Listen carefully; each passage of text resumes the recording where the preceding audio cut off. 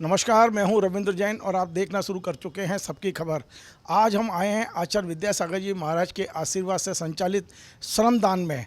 ये श्रमदान वो स्थान है जहां हाथ के बने हुए कपड़े, हस्तकरघा के बने हुए कपड़े यहां बिक्री हेतु उपलब्ध रहते हैं। नो लॉस नो प्रॉफिट में ये ऐसे कपड़े बेचे जा रहे हैं जो पूर्णतः शाकाहारी हैं, पूर्णतः अहिंसक हैं। और इन कपड़ों का उपयोग आप पहनने के साथ साथ भगवान का यदि आप प्रक्षाल कर रहे हैं, उनका यदि आप मंजन कर रहे हैं, तो वहाँ पहुँचने के लिए भी इन्हीं कपड़ों का उपयोग करना चाहिए। कारण ये है कि हम बाज़ार से जो कपड़े खरीदते हैं उनका जो धागा होता है वो कहीं ना कहीं मटन टेलों से होकर गुजारा जाता है। और मटन टेलो आप समझ सकते हैं एक मांसाहारी पदार्थ है। यदि कोई भी धागा मांसाहार के उधर से निकलेगा तो वो कितना पवित्र रहेगा आप अंदाज़ लगा सकते हैं। हमारे साथ श्रमदान के जो मैनेजर हैं उनसे हम जानने की कोशिश करते हैं कि आखिर क्यों आप इसको शाकाहारी कपड़ा कहते हैं। पहली बार ये सुनने में आ रहा है कि कपड़े भी शाकाहारी और मांसाहारी होते हैं।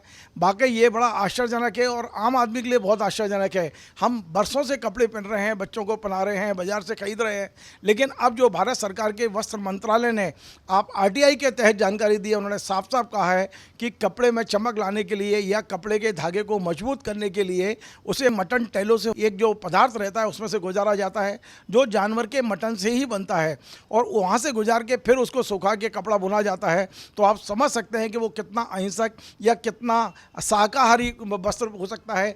क्या वाकई उसको एक शाकाहारी व्यक्ति को पहनना चाहिए? क्या भगवान को उसको स्पर्श कराना चाहिए? इन तमाम सारे मुद्दों पे हम बात करते हैं। आपका शुभ नाम क्या है सर? मेरा नाम नीलेश है। नीलेश जी, यहाँ श्रमदान में कब से काम कर रहे हैं? मैं श्रमदान में लगभग 7 वर्ष से काम कर रहा हूँ और रहने यहाँ तक कि मैंने पूरी ट्रेनिंग ली है इसकी अशोकनगर केंद्र से और उसके बाद 2018 में मैं ये भोपाल स्टोर में आ गया था। तो ये जो एक बात कही जा रही है कि ये कपड़ा पूरा शाकाहारी और अहिंसक है, लेकिन आम आदमी भारत के 140 करोड़ लोग ये मानते हैं कि कपड़ा तो शाकाहारी होता है, कभी मांसाहारी कपड़े की कल्पना ही नहीं की है। तो अब ये कैसे दावा किया जा सकता है कि ये शाकाहारी और अहिंसक है और बाज़ार में मिलने वाले कपड़े मांसाहारी और हिंसक भी हो सकते हैं? इसकी एक प्रक्रिया रहती है। आपने मटन टेलो करके एक केमिकल आता है जो कत्ल खाने से जो चर्बी का मांस रहता है उसमें से निकालते हैं मटन टेलो, और उस धागे को मजबूत करने के लिए उसका उपयोग किया जाता है मटन टेलो का। और हैंडलूम में जो अपने श्रमदान के जो वस्त्र हैं वो अहिंसक इसलिए हैं क्योंकि उसमें किसी भी प्रकार का कोई मटन टेलो का यूज़ नहीं है। और इसके धागे को मजबूत करने के लिए जो चावल का माड़ होता है, गेहूं का माड़ होता है, उससे इस धागे को मजबूत करते हैं और उसी से चमक आती है। और इसके जो धागा रहता है सिंगल धागा जो मटन टेलो के उसमें आता है यूज़ करते हैं वो, पर हमारे यहाँ धागे को डबल करते हैं, इससे मजबूती रहती है। लेकिन एक बड़ी समस्या ये है कि बाज़ार में जो कपड़ा है वो मजबूत भी है, चमकदार भी है और सस्ता भी है। आपके यहाँ जो कपड़ा मिल रहा है वो थोड़ा मोटा भी है और रेट उसकी लगभग दुगनी से भी ज़्यादा है कई जगह। तो आदमी कैसे इसको वो कर पाएगा, क्योंकि चमक भी है और मजबूती भी है और उसको सस्ता भी मिल रहा है। तो कैसे आप लोग कंपटीशन कैसे कर पाओगे बाज़ार से और यहाँ से? यदि कपास खरीदते हैं कॉटन की जो आती है उसमें क्या है, शुरू से लेके आखिरी तक बहुत काफ़ी सारी मेहनत रहती है और इसके पीछे काफ़ी सारे लोग भी हैं जो धीरे धीरे करके आगे की तरफ ले जा रहे हैं इसको। पर थोड़ा सा महंगा तो रहेगा क्योंकि उसके पीछे बुनकर है, उसको भी मतलब उसको जो आमदनी है गवर्नमेंट आमदनी से 3 गुना ज़्यादा दी जाती है हथकरघे से। ये जेल में भी इसका निर्माण किया जा रहा है, जेल के कैदियों को रोजगार देने की कोशिश है।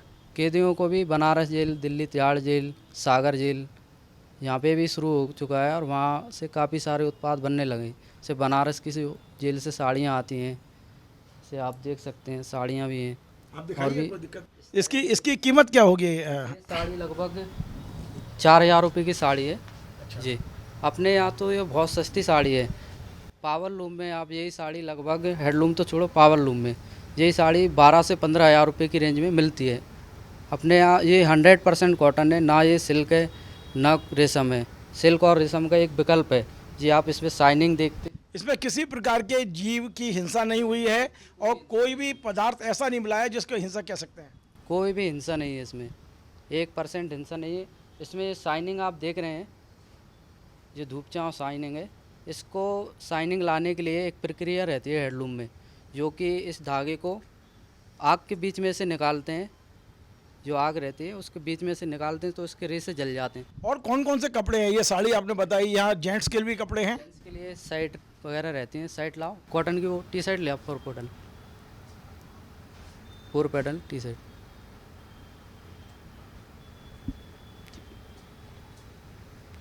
ये भी इसी से बनी हुई है, पूरी हथकरघा की है। पूरी हथकरघा की है। अब हैंडलूम में ये टी शर्ट है, फोर पैडल काउंट पे, फोर पैडल पे बनी हुई, प्योर कॉटन में। आप कहीं भी चले जाओ, कितनी टी कीमत शर्ट होगी? ये लगभग 850 रुपये की है। लेकिन इसी तरह की टी शर्ट यदि हम बाजार से लें तो 300-400 रुपए की पड़ती है। 300-400 रुपये में मिल जाएगी, पर वो प्लास्टिक है एक तरह से, जो प्योर चीज़ है, कॉटन है ना। अच्छा, शरीर के लिए भी एक लाभप्रद है। हाँ, इसको पहनने के बाद इसमें क्या होता है, ये कपड़ा जब बनता है, जब बुनकर अपने हाथों से ठोकर देता है तो उसमें हल्के हल्के से छिद्र होते हैं, इस कारण से कपड़ा ऑक्सीजन मतलब प्राप्त करता है, सांस लेता है, एसी का काम करता है। तो कितनी आपके त्वचा के लिए बहुत उपयोगी। रोग के लिए बहुत अच्छा है। आप कितनी भी कोई भी टॉवल यूज़ करो, कोई भी चर्म रोग नहीं होते इसको पहनने के बाद। यहाँ कुर्ते वगैरह भी, और जेंट्स और लेडीज के सारे कपड़े, चीज़ें मिलती हैं, सूट वगैरह सूट, सब। Kurti, ladies towel, bedsheet. एक और सवाल मेरा ये है कि भोपाल में कैसा रिस्पांस मिल रहा है? भोपाल में ये है कि आप ये समझो 2018 में पहले दिन से ही बहुत अच्छा रिस्पॉन्स है। अच्छा। उस समय उमा भारती जी आए। केवल जैन लोग खरीदते हैं या सभी लोग आते हैं? यहाँ पे बताया जाए तो 50%, 30% जैन समझो, और 70% नॉन जैन। क्योंकि एक बार जो श्रमदान आ जाता है और उसको बस प्योर चीज़ दिखी, और हैंडलूम यहाँ भोपाल में तो वैसे लोग यही चीज़ ढूंढते हैं, बस उसके बाद जुड़े आते हैं तो जुड़ते जाते हैं। चलिए, बहुत बहुत धन्यवाद। तो ये थे भोपाल में जो श्रमदान बनाए आचार्य विद्यासागर जी महाराज की प्रेरणा से, जो बिल्कुल अहिंसक वस्त्र बनाए जा रहे हैं। ये मैं आपको बता दूं कि भोपाल में जो रानी कमलापति रेलवे स्टेशन है उसके सामने दिगंबर जैन मंदिर है, और मंदिर के बाहर इस शोरूम को बनाया गया है। देश के अलग अलग जेलों में जो कपड़े बुनकर, खासकर जेल के अंदर जो कैदी कपड़े तैयार कर रहे हैं, उन्हें रोजगार देने का एक प्रकल्प भी आचार्य विद्यासागर जी महाराज की प्रेरणा से शुरू हुआ है। इस तमाम सारे कपड़े को यहाँ लाके बेचा जा रहा है। यदि आप पूरे शोरूम में देखेंगे, चाहे मैक्सी हो महिलाओं की, या सूट हो, या जो जैन धर्म में, जो जैन मंदिरों में जो वस्त्र पहने जाते हैं, धोती दुपट्टे, वो भी यहाँ भारी मतलब तादाद में बिक रहे हैं और मिल रहे हैं यहाँ। मतलब कुल मिला के ये शोरूम एक बड़े शोरूम की तरह ही संचालित हो रहा है। थोड़ी कॉस्ट ज़्यादा है, लेकिन इस बात की गारंटी है कि यहाँ मिलने वाले कपड़े पूरी तरह अहिंसक हैं, पूरी तरह शाकाहारी हैं। इनका मांस का या किसी भी तरह के मटन का कोई उपयोग इन कपड़ों के साथ छुआ भी नहीं गया है, ऐसा दावा यहाँ संचालक भी कर रहे हैं, और यहाँ जो कमेटी है वो भी इस बात का दावा कर रही है। हमारा ये कार्यक्रम आपको पसंद आए, आप इसे शेयर करें, लाइक करें, कमेंट करें, और आपसे बार बार निवेदन है हमारे चैनल को सब्सक्राइब अवश्य करें। धन्यवाद।